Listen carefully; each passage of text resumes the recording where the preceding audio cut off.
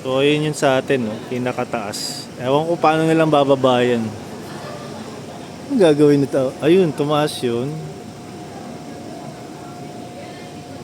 Paano niya ibababayan, di ba? Eh, puno. Para kang nagpapasil Ayun, eh. tumaas yun nandun. Pero hindi pa gumagalaw yung sa taas yun. Wala pa yun.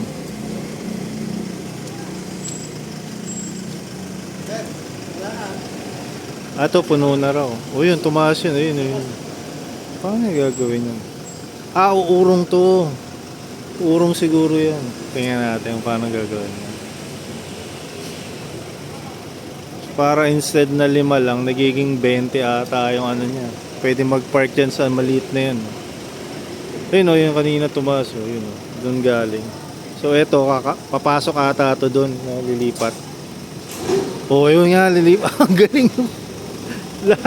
Lahat pala yung lumipat. 3 sabay-sabay. Ayun o. So bababa yung sa atin sa pinakataas. Ayos din eh, no? Oo nga, no? Ayun, no? Lumipat yung 3. O sabay bababa na to sa atin. Nasa 5th floor. Bababa yan. Taas ng biyahe. Ba't kasi dyan tayo napunta? Ayun, no? Ayun na, ayun. Ayun na. Ano. Tagal din na. Parang tatlong oras din tayo dito, no? Mahigit. Halos. Tatlong oras eh. Parang mga Oo. 7 yata. O Saint- 7. Sa St. Peter. St. Peter pala to. Doon yung pinuntahan namin. Kay Tito Perdi. Wala na tuloy kaming restaurant na pupuntahan. Yan na, mababa na si Brio.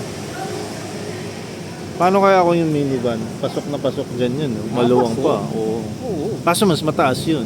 Oh, yung height. Oo. ng ano. Niisip ko kasi, paiikutin niya pa lahat yan. Hindi pala yung 3 pala sabay-sabay. Galing din eh. No? Ayan na. Mababa na siya. Saan tayo kakain?